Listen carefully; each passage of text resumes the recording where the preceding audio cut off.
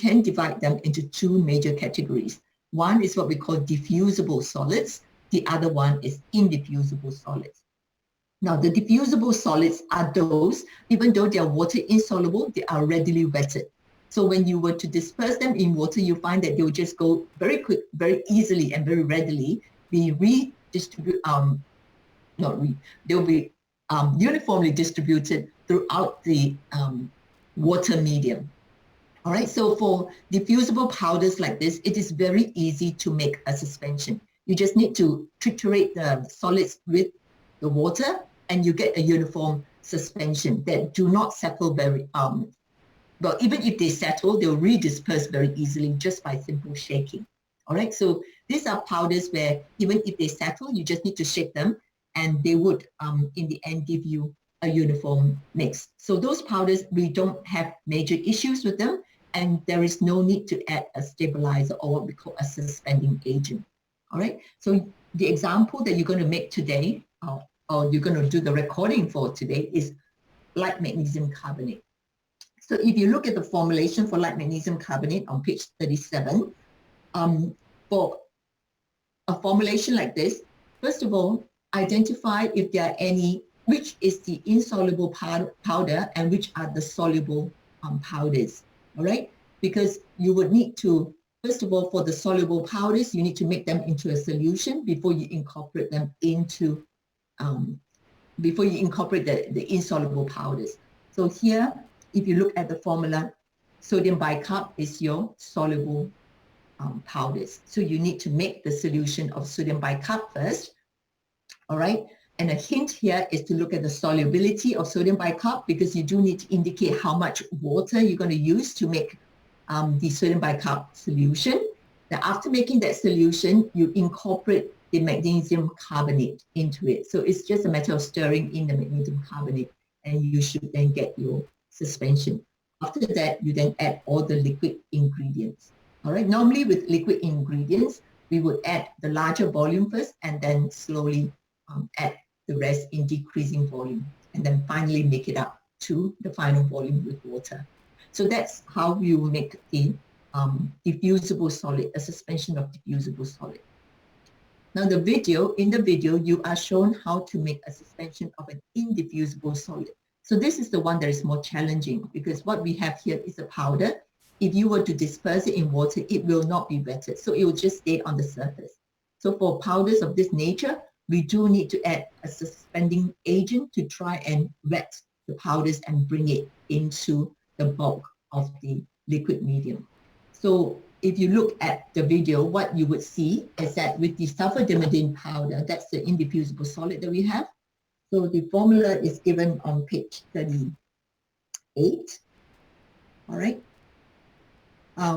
You see sulfadiimidine, compound tragican powder. So compound tragican powder is the suspending agent that we're going to use to both wet the sulfadiimidine powder as well as to stabilize the final suspension. So we will have to mix the sulfadiimidine intimately with your compound tragican first. All right. So it is the compound tragican that will draw in the water and helps to wet the sulfadiimidine. So we mix the two powders first, and then triturate it gradually with the syrup. All right, the syrup is viscous medium, because if you pour in a lot of water all at once, you'll find that you're just chasing powders around. Okay, so you do need to gradually mix the powder mix with liquid to get a paste, and then gradually add more water so that it becomes pourable, and then you transfer it to your measure. So you do the trituration in a pestle and mortar first, and then gradually transfer over to a measure. And when you transfer, you need to do a slow transfer. So add the water gradually in small volume, because you need to wash your mortar and do a quantitative transfer. Because if your transfer is not quantitative, you're going to end up losing a lot of the drug and in the mortar. So you need to do a gradual transfer first.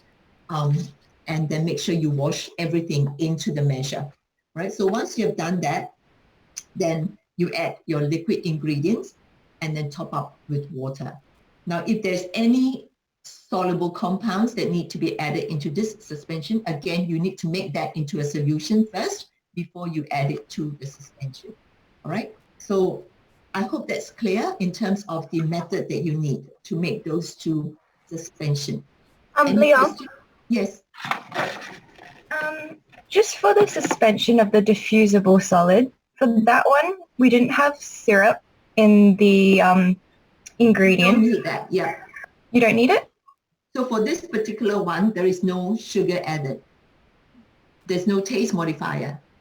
No, but I mean, like when you said for the indiffusible solid, you had to use syrup to mix the powders. Do you not need to use a syrup for the diffusible solid?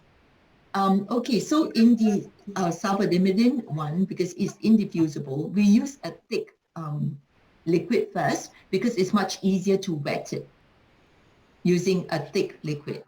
Because in the initial phase is we're making a thick paste first, and then gradually adding water. Because if you make it into a very liquid texture, it's very difficult to wet the solids.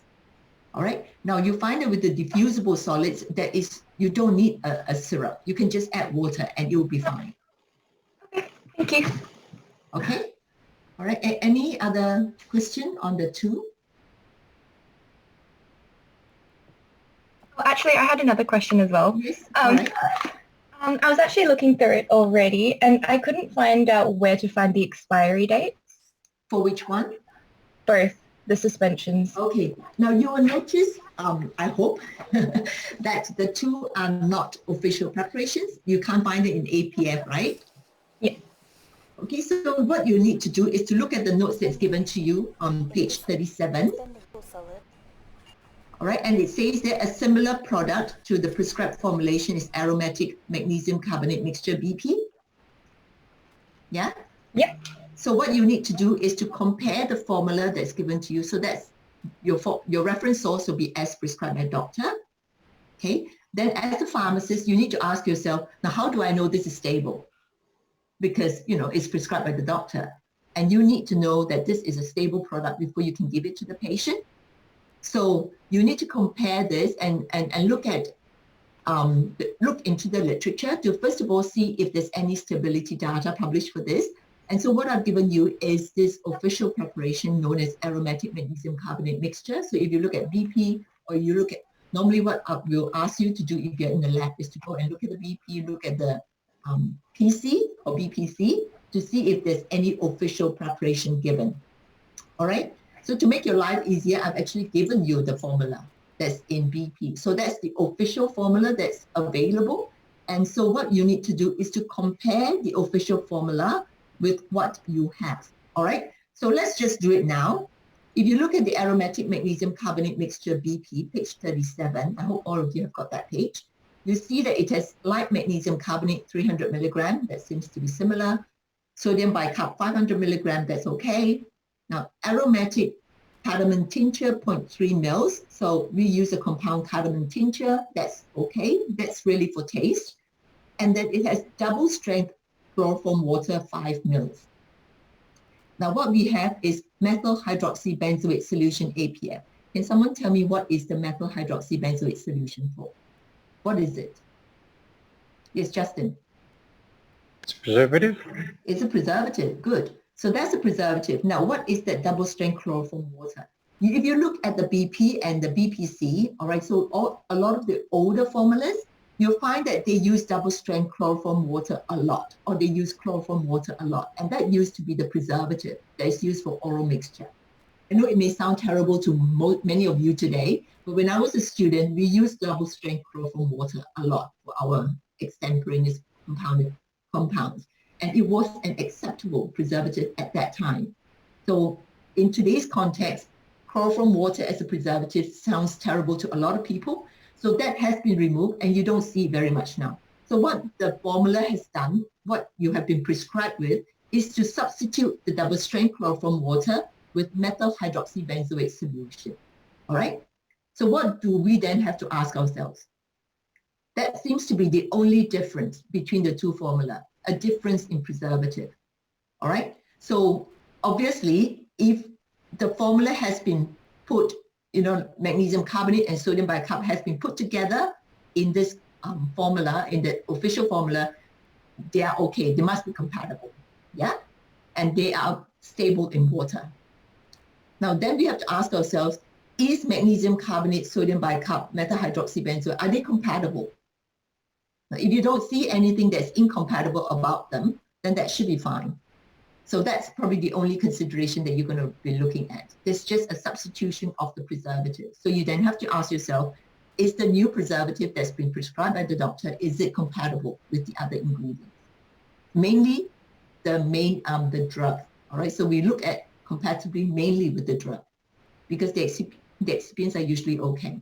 So if there's no incompatibility between your methyl hydroxybenzoate and your magnesium carbonate, then that's fine. So in your formulation name and reference source, that is what you need to address.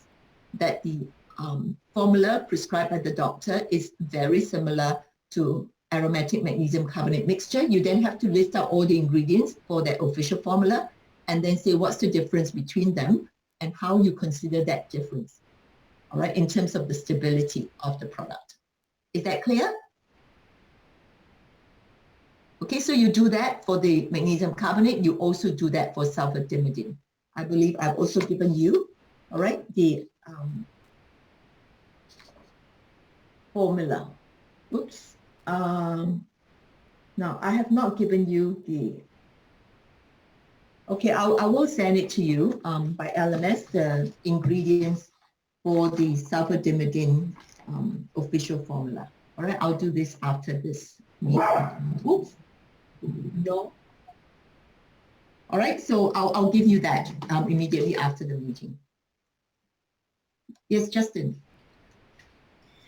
Sorry, I think it was back to someone else's original question. How do we determine the expiry date if we still don't know what it is from BP? So once you see that it is similar to the official formula, these official formulas all have 4 weeks expiry date. All right.